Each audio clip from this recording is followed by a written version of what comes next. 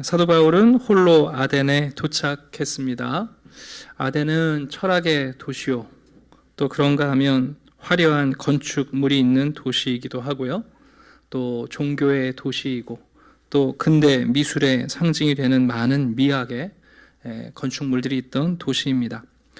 그런 곳에 가면 우리가 감탄하고 위축되지 않겠습니까? 이제 우리가 관광지 가서 사실 거대한 신상 하나만 봐도 이야 하고 우리가 위축될 때가 있습니다. 그런데 바울은 거기서 그런 감정을 느낀 게 아니라 수많은 우상들을 보면서 또 우상에 마음을 끌리는 사람들을 보면서 격분하고 있습니다.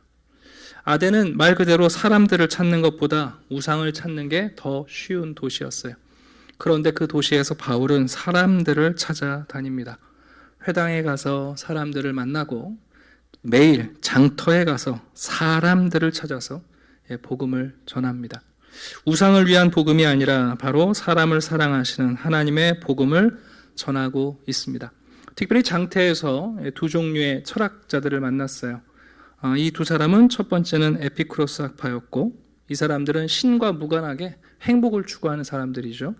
또 한 사람들은 스토아파였어요. 이 사람들은 신을 찾기 위해서 덕을 추구하는 사람들이에요. 제가 지난주에 좀 설교를 해드렸는데, 이런 두 종류의 사람들하고 바울이 예수와 부활을 전할 때 사람들은 바울의 말을 듣고 에이 말쟁이다, 어디서 이상한 거 주워 들었다, 아니면 어떤 사람들은 예수라는 또 부활이라는 그 내용을 이해하지 못하고 이게 남신과 여신, 새로운 신인가 보다 하고 오해합니다. 이제 사도 바울은 이렇게 열심히 복음을 전하다 보니까 아덴 사람들에게 소문이 난 것 같아요. 그래서 당시 아덴의 의회가 30명으로 구성되어 있는데요, 이 사람들이 야, 바울이라는 사람이 새로운 신을 우리 도시에 가져오는데 이 신이 어떤 신인지 우리가 일종의 사전 검열을 해야 되겠다 하고는 아레오바고로 출입을 하도록 한 거예요. 일종의 사전 검열 작업인데, 이게 참 재밌는 건 뭐냐면 왜 아덴에서 이런 신들에 대한 사전 검열을 했냐면 너무 많은 신들이 들어오다 보니까 신들이 중복되는 것을 막기 위한 방편이었어요. 예를 들면 비너스나 아프로디테는 같은 신인데 지역에 따라 다른 이름으로 불리거든요. 그러니까 요즘으로 말하면 특허권이 있잖아요. 특허권 침해되면 안 되니까 새로운 신이 왔는데 기존에 섬기던 신이랑 중복될까 봐 일종의 검토도 하고, 또 이 바울이 전하는 신이 어떤 제의를 행하는지, 어떤 것을 요구하는지, 또 어떤 제사장들이 있는지, 과연 그것들이 합당한지를 자기들이 사전 검열하겠다는 거죠.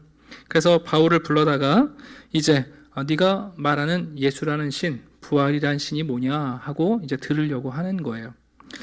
제가 지난주에 세 가지 내용을 전달해 드렸습니다. 첫 번째는 뭐냐면 많은 신을 섬긴다는 것은 사실은 단 하나의 신도 섬기지 않는 것과 크게 다르지 않습니다. 결국 여러분, 이런 신성을 상실하게 되면 더 나아가 신과 관계에 있는 우리의 인간성도 상실하게 됩니다.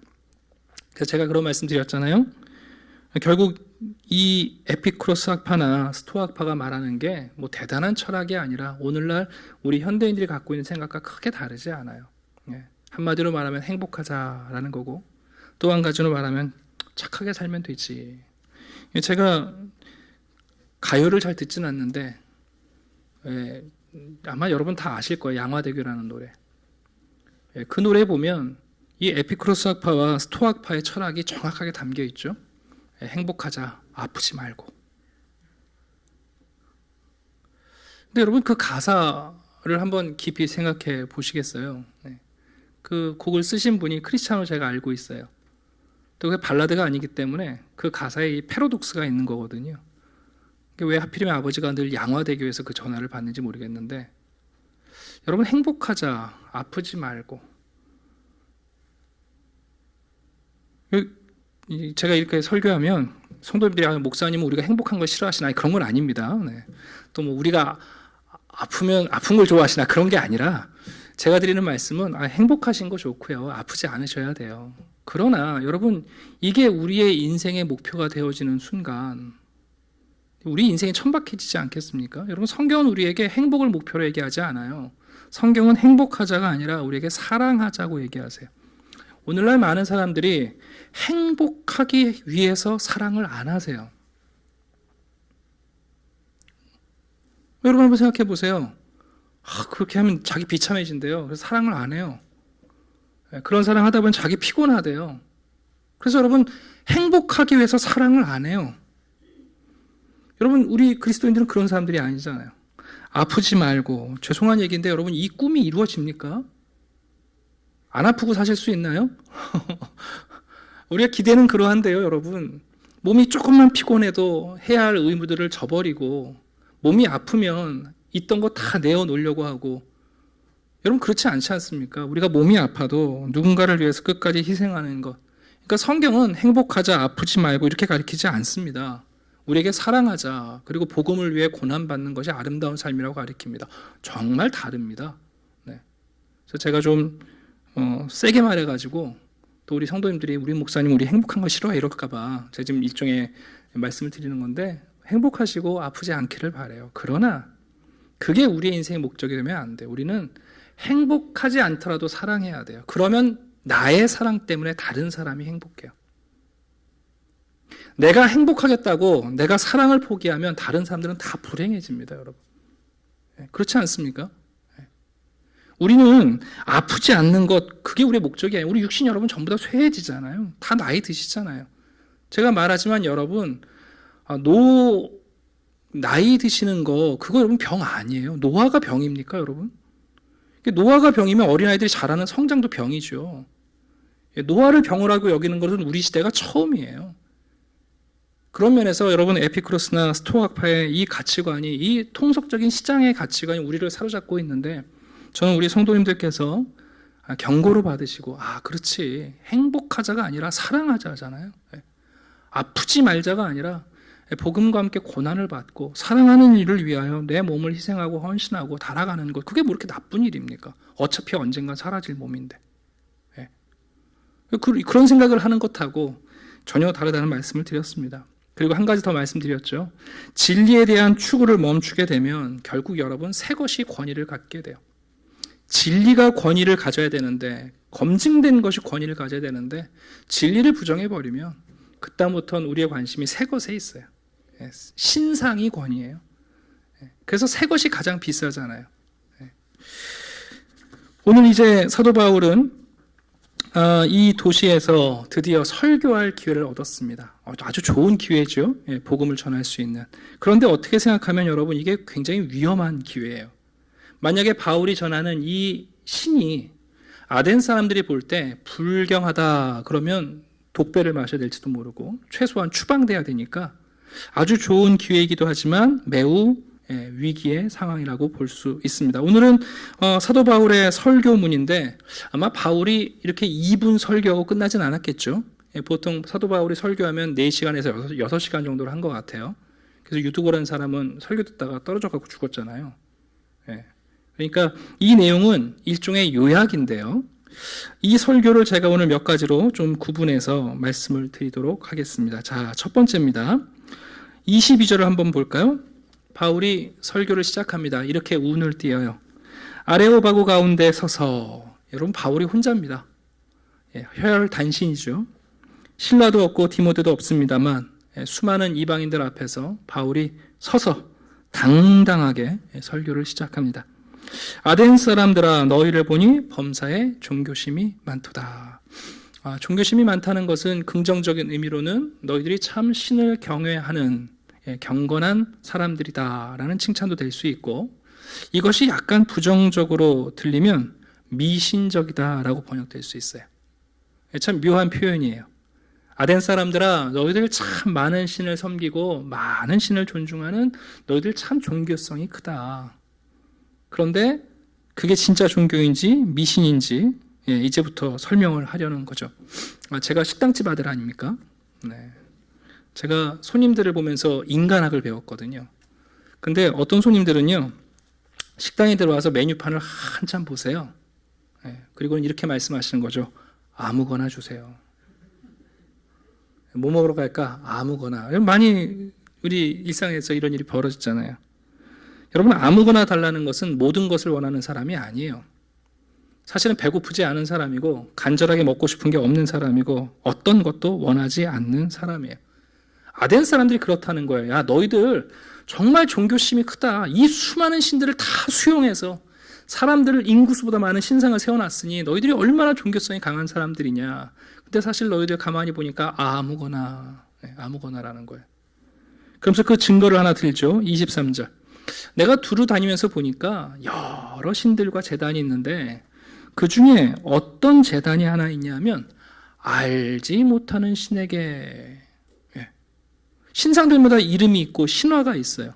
이 신을 어떻게 섬겨야 하는지가 다 설명되어 있는데, 그리고 나서 아덴 사람들은 혹시 우리가 놓친 중요한 신이 있을까봐 알지 못하는 신에게 하고는 제단을 만들어서 거기서 제사를 지내고 있는 거예요. 지금 바울이 무슨 얘기하냐면 아덴 사람들의 무지를 깨우치려는 거예요. 그렇게 많은 여러분 신상을 세우고 신을 섬기는데 정작은 불안한 거예요. 우리가 혹시 중요한 신을 놓쳤을까봐 우리가 모르는 그 신에게 이렇게 신상을 만들어 놓은 거죠.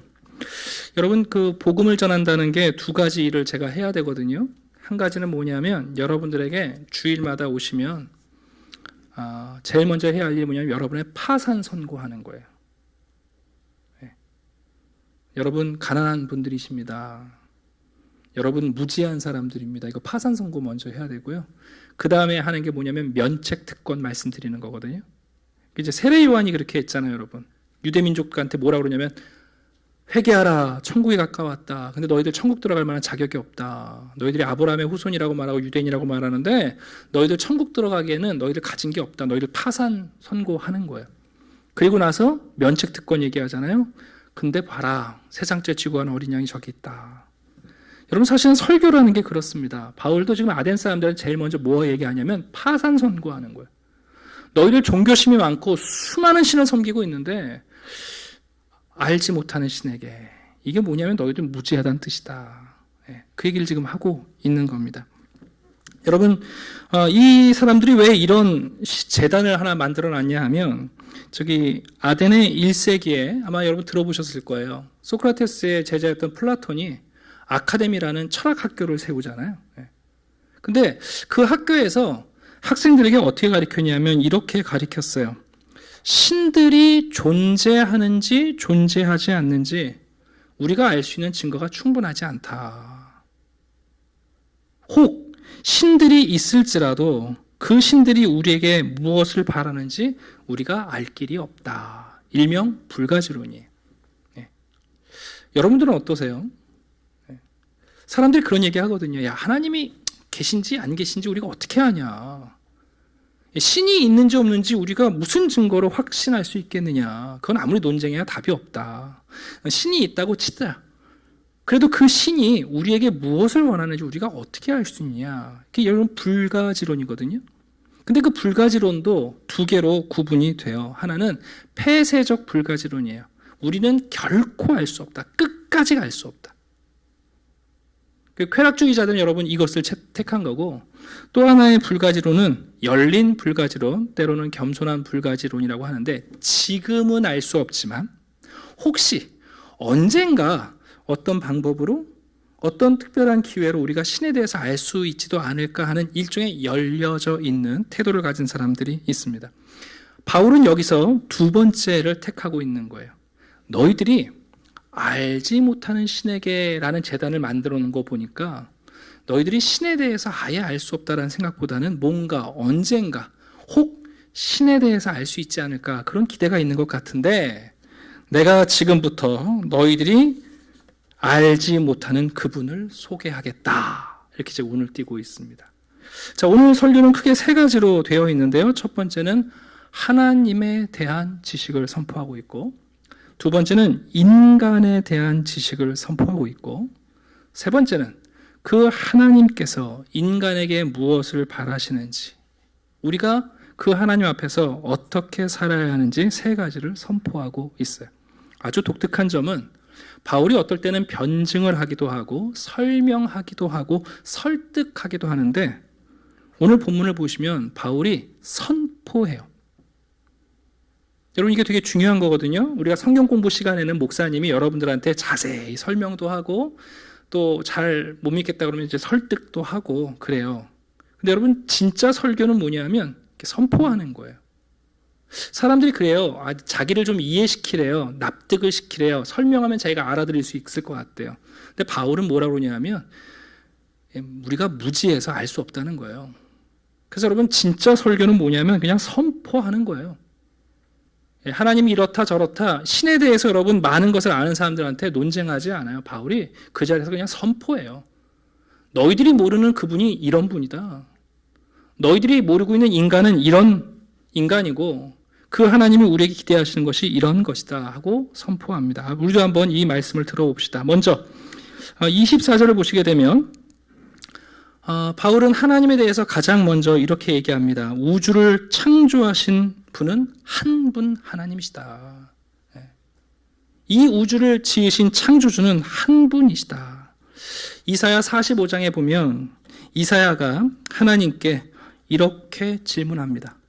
하나님, 많은 유대 백성들이 하나님에 대해서 이렇게 생각하는데 하나님은 어떻게 생각하십니까? 하고 이렇게 질문해요. 들어보세요. 구원자 이스라엘의 하나님이여 진실로 주는 스스로 숨어 계시는 하나님이십니다.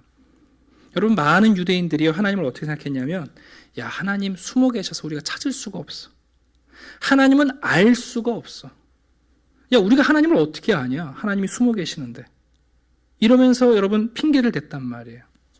하나님이 뭐라고 답변하시나 한번 들어보시겠어요?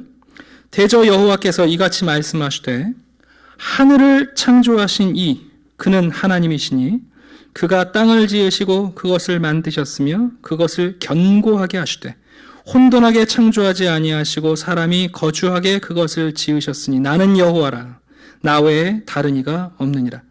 나는 감추어진 곳과 캄캄한 땅에서 말하지 아니하였으며 야곱 자손에게 너희가 나를 혼돈 중에서 찾으라고 이르지 아니하였노라. 나 여호와는 의를 말하고 정직한 것을 알리느니라. 하나님이 이렇게 말씀하세요. 무슨 얘기냐? 이 창조세계 내가 만들었다. 이 질서 있게 조화 있게 움직이는 모든 피조세계 내가 만들었다. 내가 왜 숨어 있느냐? 내가 언제 캄캄한 데서 너희들에게 말했느냐? 백주 대낮에 애굽의 기적을 일으켜서 너희들을 출애굽시켰고 하나님께서 여러분 시내산에서 직접 말씀하셨고 하나님의 율법과 계명을 통해서 무엇이 의인지 하나님 앞에서 무엇이 바른 삶인지 하나님 충분히 말씀하셨다는 거예요. 네. 바울이 말합니다. 너희들이 알지 못하는 신이 있는데 그분이 누구냐면 바로 우주와 그 가운데 만물을 지으신 천주의 주제이시다. 그분은 한 분이시다. 선포합니다. 아멘이십니까? 네. 두 번째 이렇게 말합니다. 24절 후반절 볼게요. 하나님께서는 천지의 주제시니 손으로 지은 전에 계시지 아니하시다. 참 귀한 얘기예요. 아덴에 수많은 신전들이 있잖아요. 신들을 위해서 집을 지어주지 않았습니까? 근데 바울이 말하는 거야. 얘들아, 창조주이신 하나님, 그분은 사람 손으로 지은 집에 머무실 수 없다. 어느 날 유치원에 다니는 아들이 유치원에서 뭘 만들어 갖고 왔어요. 가만히 보니까 종이로 만든 2층 집이에요. 아들이 보니까 엄마 아빠가 맨날 집 때문에 걱정하거든요. 그래서 종이집 만들어 갖고 엄마 아빠 우리 이 집에서 살아요. 어떻게 기쁘십니까? 여러분 하나님께서 천지의 주제이고 창조주이신 그분이 어떻게 사람이 지은 집에 사실 수 있겠습니까? 이사야 66장입니다. 여호와께서 이와 같이 말씀하실 때 하늘은 나의 보좌요 땅은 나의 발판이니 너희가 나를 위하여 무슨 집을 지으랴? 내가 안식할 처소가 어디랴? 나 여호와가 말하노라 내 손이 이 모든 것을 지었으므로 그들이 생겼느니라. 무릇 마음이 가난하고 심령에 통회하며 내 말을 듣고 떠는 자 그 사람은 내가 돌보리라. 하나님이 우리한테 얘기하시는 거예요. 얘들아, 저 하늘이 나의 의자고 이 땅이 나의 발판에 지나지 않는데 이 땅에서 우리가 뭘 대단한 건물을 지었다고 거기에 하나님이 들어와 사시겠어요? 아덴에 있는 수많은 신전들을 보면서 바울이 말하는 거예요. 이 무지한 사람들아, 천지를 지으신 창조주 하나님께서 당신들이 지은 집에 들어와서 하시겠느냐. 세 번째입니다. 25절 상반절 보시면 세 번째 선포합니다. 또 무엇이 부족한 것처럼 사람의 손으로 섬김을 받으시는 것이 아니다. 다시 말하면 하나님은 우리가 필요를 채워드려야 하는 열악한 분이 아니시다. 그분이 뭐가 부족해서 우리한테 받으시며 우리가 섬기지 않으면 그분이 뭘 못하시겠느냐. 시편 50편입니다. 내가 가령 주려도 내게 이르지 아니할 것은 세계와 거기에 충만한 것이 다 내 것이미로다. 내가 수소의 고기를 먹으며 염소의 피를 마시겠느냐. 이 하나님 말씀하시는 거예요. 이 창조주 하나님 여러분 뭐가 부족해갖고 우리한테 섬김을 받으시겠어요? 한 가지를 더 얘기합니다. 26절 후반절입니다. 25절 마지막입니다. 만민에게 생명과 호흡과 만물을 친히 주시는 분이시다. 여기 나오는 생명은 존재를 말하는 거고요. 호흡이라는 것은 우리의 존재가 지속적으로 활동하는 것을 얘기해요. 이 하나님이 우리에게 생명을 주신 분이고 우리의 생명을 유지하게 하시는 분이고 그리고 우리가 필요한 모든 의식주, 만물을 공급해 주시는 분이시다. 이게 바로 너희들이 알지 못했던 하나님이다 하고 하나님을 선포해요. 여러분 아덴 사람들이 얼마나 무지합니까? 그렇게 많은 신을 섬기면서도 알지 못하는 신에게. 근데 바울이 얘기하는 거죠. 진짜 신을 너희가 모른다. 한 분 창조주 하나님. 네. 무엇이 부족해서 우리에게 섬김을 받으시는 분이 아니신 그 주제. 우리에게 생명을 주시고 우리의 생명을 지속할 수 있도록 만물을 공급해 주시는 분. 너희들이 그분을 모르고 있다. 네. 무지를 질책합니다. 자, 이제 26절부터 보시게 되면 인간에 대한 지식을 선포해요. 그럼 인간은 어떠냐? 인간은 무엇이냐? 첫 번째입니다. 인류의 모든 족속을 한 혈통으로 만드사. 인류는 한 기원, 한 뿌리를 가지고 있다는 거예요. 우리 한민족은 단군의 후예고 저 영국 사람들은 게르만 민족의 후예고 그게 아니라 여러분 모든 인류가 하나님 한 분, 그분에게 뿌리를 두고 있고 우리가 한 혈통이라는 사실을 선포합니다. 두 번째 이렇게 말씀합니다. 하나님이 그 모든 인류에 대하여 연대를 정하시고 거주의 경계를 한정하셨다. 한마디로 말하면 연대라는 것은 계절을 말하고 경계라는 것은 우리가 살아가는 거주지를 말하는데 이것은 일종의 중언법이에요. 이것은 뭘 얘기하냐면 모든 족속의 역사를 주관하시는 분이 하나님이라는 거예요. 한 민족도 예외 없이 우리의 역사를 주관하시는 분이 바로 하나님이시다. 인간의 역사를 하나님이 주관하신다는 거죠. 그리고 27절 이렇게 말합니다. 이것은 사람으로 혹 하나님을 더듬어 찾아 발견하게 하려 하심이로되 그는 우리 각 사람에게서 멀리 계시지 아니하다. 인간이 창조된 이유는 뭐냐? 바로 하나님과 교제하기 위해서다 하고 선포합니다. 여러분 이게 진리잖아요. 그러면서 바울이 이제 방점을 찍어요. 그게 바로 28절입니다. 우리 한번 같이 읽어볼까요? 자, 시작. 우리가 그를 힘입어 살며 기동하며 존재하느니라. 너희 시인 중 어떤 사람들의 말과 같이 우리가 그의 소생이라 하니. 바울이 말해요. 야, 우리가 지금 그분을 의지하여 살고 있는 거고 그분 때문에 우리가 경험하고 움직이는 거다. 우리의 존재와 우리의 경험이 그 하나님으로부터 오는데 정작 우리가 누구를 모르는 거예요? 그 하나님을 모르는 거예요. 여러분 우리가 지금 살아있잖아요. 우리가 살아있는 이유가 그분 때문이고 우리가 살아가잖아요. 우리가 살아가는 그 모든 것이 그분으로부터 오는데 정작 우리가 그분을 모르는 거예요. 아덴 사람들이 지금 무지를 꾸짖고 있어요. 그러면 우리가 어떻게 해야 되는가? 바울은 4가지를 말합니다. 첫 번째, 더 이상 금이나 은이나 돌로 어리석은 우상 만들지 말아라. 이거를 우리는 돌이켜야 한다. 첫 번째, 회개를 명령하셨다. 두 번째는 뭐냐면 하나님께서 모든 사람을 심판할 날을 정하셨고 그리고 그 심판자 한 사람을 정하셨고 그분이 우리의 재판관이라는 사실을 죽은 자 가운데서 부활하심으로 증거하셨다 하고 예수 그리스도와 부활에 대하여 선포하고 있습니다. 알지 못하는 신에 대하여 출발했던 바울의 설교는 하나님이 누구이신지, 우리가 누구인지, 그리고 하나님이 우리에게 무엇을 기대하시는지, 그리고 우리와 하나님을 위하여 죽었다가 다시 살아나신 바로 그분. 지금 아레오바고에 있는 사람들이 바울이 전했던 예수와 부활에 대해서 듣기를 원했던 거잖아요. 내가 전하는 예수가 바로 그 하나님이 택하신 심판자이시고, 내가 전하는 부활이 이분이 바로 그 심판주라는 사실을 증거하는 사건이다 하고 복음을 전했습니다. 좀 딱딱하게 느끼실 수 있는데요. 여러분, 아덴에서 바울이 이렇게 강하게 설교하고 선포했을 때 어떤 일이 벌어졌는가? 32절 보니까요. 첫 번째, 어떤 사람은 조롱했어요. 왜냐하면 아덴 사람들은 부활을 믿지 않는 사람들이에요. 5세기에 이제 극작가의 글을 보면 이런 글이 있거든요. 사람이 죽고 그 피가 땅에 쏟아지면 부활은 없다. 아덴 사람들은 부활을 믿지 않았어요. 그러니까 바울이 부활이라는 사건을 얘기할 때 조롱하는 거예요. 그러니까 말도 안 되는 얘기하네. 예. 또 어떤 사람들은 관심이 생겼어요. 뭔가 생각해 봐야 될 얘기인 것 같아. 예. 그런데 어떻게 하냐면 다시 듣겠다. 그리고는 미루어 둬요. 영적 게으름이죠. 뭔가 저기 진리가 있는 것 같고, 뭔가 고민해야 될 내용인 것 같고, 바울에게 뭔가 더 깊은 얘기를 들어야겠다. 그런데 차후로 미루어 둡니다.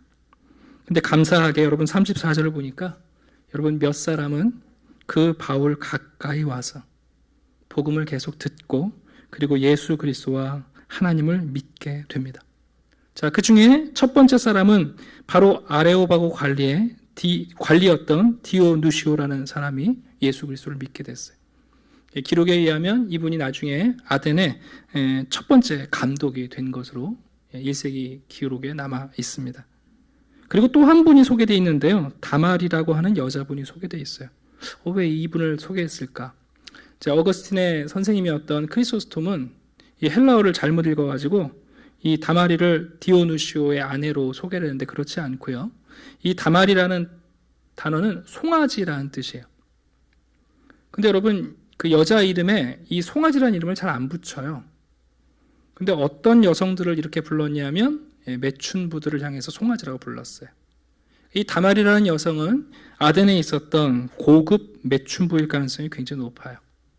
그럼 여러분, 이게 무슨 얘기냐면 이 복음을 듣고 아레오바고의 고위직 관리, 그리고 시장에서 정말 부끄럽고 낮은 자리에 처해 있는 이 매춘부인 여인들까지도 복음을 듣고 반응한 거죠. 그리고 또 다른 사람들 이렇게 나오는데 이들은 시민일 가능성이 높아요. 그래서 어떤 분들은 바울이 아덴에서 복음 전한 거 실패했다 그러는데 그렇지 않습니다, 여러분. 또 어떤 분들은 바울이 아덴에서는 예수 그리스도와 부활이 아니라 철학을 전했다 그러는데 그렇지 않습니다. 바울은 이곳에서도 예수 그리스도와 부활을 전했고, 그리고 그 복음을 듣고 여러분 또 위로 아래로 다양한 계층의 사람들이 예수 그리스도를 믿게 되었습니다. 저는 오늘 세 가지를 다시 정리하고 마치려고 하는데, 첫 번째입니다. 여러분, 우리의 무지를 아는 게 중요합니다. 앞에 있는 목사가 여러분들도 공부를 많이 해서가 아니라 하나님의 말씀 앞에 우리가 다 무지하다는 걸 아는 게 중요합니다. 목회자는 오늘도 또 파산 선고를 하는 겁니다. 여러분들 가난한 사람들이십니다. 여러분들 사랑 바닥나신 분들이고요. 여러분 가진 자원이 없는 분들이세요. 여러분, 우리 똑똑한 사람 아무도 없어요. 아덴 사람들처럼 다 아는 것 같으나 아무것도 모르는 사람들이고요. 그게 불안해서 이름을 알지 못하는 신의 제단을 만들어 섬기는 사람들 아닙니까? 여러분, 종교라는 게 이상한 거예요. 정화수 물 떠다 놓고 기도하는 거죠. 내 기도를 받는 신이 누군지에는 관심이 없어요. 내가 정성을 쏟으면 된다고 생각하는 거예요. 내 믿음의 대상인 하나님이 아니라 내가 믿으니까 내 믿음이 중요하다는 거예요. 여러분, 이것처럼 무지한 말이 어디 있습니까? 아덴 사람들처럼 우리도 하나님을 섬기지만 까딱 잘못하면 핵심을 놓칩니다. 우리가 섬기는 하나님이 누구이신지, 우리가 믿는 예수 그리스도가 누구이신지 모르고 그냥 자기는 기도한다는 거예요. 자기는 강력하게 믿고 있다는 거예요. 여러분, 우리가 하나님에 대해서, 우리 주 예수 그리스도에 대해서 무지하면 이런 일이 벌어져요. 우리가 지금 그분을 힘입어 살아가지 않습니까? 지금 여러분, 그분이 우리에게 생명과 존재와 경험을 주시는 분이잖아요. 근데 정작 그분을 몰라요. 자녀들이 엄마 아빠 모르면 여러분 어떤 느낌이실 것 같으세요? 어렸을 때부터 키우고 밥 먹이고 학교 보내줬는데, 야, 너 엄마 누구니? 몰라요. 좋으신 분이 우리 엄마예요. 여러분, 오늘날 인본주의의 어리석음이 뭐냐 하면 하나님을 제해해버리고 인간을 신과 같이 붙잡는 인본주의의 문제는 자기가 소유한 것을 자기의 소유라고 주장하는 것을 넘어서 원래 주인이 우리였다고 생각하는 거예요. 제가 청년들한테 그런 비유를 많이 들어줘요. 인본주의에 빠진 사람들의 특징은 이런 거다. 브레이크가 고장난 자동차를 몰면서 이 차가 내 거라고 주장하는 거예요. 브레이크가 고장난 차를 몰면서 이 차 내 거라고, 내가 이 차 주인이라고 주장하는 거예요. 우리는 스스로 존재하지 않습니다. 우리는 우발적 존재도 아닙니다. 우리는 누군가로부터 파생되었고 그래서 우리는 의존적 존재입니다. 더 나아가 우리가 영원한 존재이기에 우리가 의존하실 분은 영원한 분이어야 합니다. 우리는 지금도 하나님으로 인하여 존재하고 그분을 힘입어 움직입니다. 그분을 알지 못하는 거야말로 무지한 일이고, 여러분, 그거야말로 얼마나 답답한 일입니까? 기독교는 오직 한 길을 바라봅니다. 우리는 어디에 충성을 다할지 결정해야 합니다. 세속적 문화가 우리에게 제안하는 수많은 만신들이 아니라 하나님이 이 땅에 보내주신 한 분, 그분을 우리의 길로 바라보는 사람들입니다. 오늘도 행복하자, 아프지 말고, 그러면서 양화되고 방황하지 마시고, 우리는 사랑하자, 복음을 위해 고난받는 아름다운 삶을 우리의 목표로 붙잡고, 나를 지금 살게 하시고 나를 움직이게 하신 분이 누구인지를 알고 그분을 예배하고 그분과 함께 동행하는, 참으로 알고 동행하고 그 기쁨을 누리는 분들 되기를 주님의 이름으로 축원합니다. 기도하겠습니다. 아버지 하나님, 감사합니다. 수많은 신들을 섬기지만 어떤 신들도 알지 못했던 무지한 아덴 사람들에게 바울은 설명하거나 설득하지 않고 선포하고 있습니다. 천지를 지으신 한 분 하나님이 계신다. 그분이 만물의 주제이시다. 그분은 우리의 섬김이 필요하지 않다. 우리가 지은 집에 머무시지 않는다. 그분이 우리에게 생명을 주셨고 우리의 생명이 존속될 수 있도록 만물을 공급하시는 분이시다. 모든 인류가 하나이며 하나님께서는 우리와 교제하기 위하여 우리를 부르고 계신다. 아버지 하나님, 오늘도 그 하나님의 사랑 안에 우리가 살아가며 하나님이 공급하시는 힘으로 움직이고 있습니다. 하나님을 알게 하시고 깨닫게 하시니 감사합니다. 무지한 자들처럼 행복과 아프지 말고 착하게 살자, 어리석은 말을 답습하지 않게 하시고 예수 그리스도께서 우리에게 보여주신 서로 사랑의 진리를 따라 이 아름다운 일을 위하여 우리를 희생하며 자기를 부인하고 십자가를 지는 성도들이 되게 해 주시옵소서. 감사드리며 예수 그리스도 이름으로 기도드립니다. 아멘.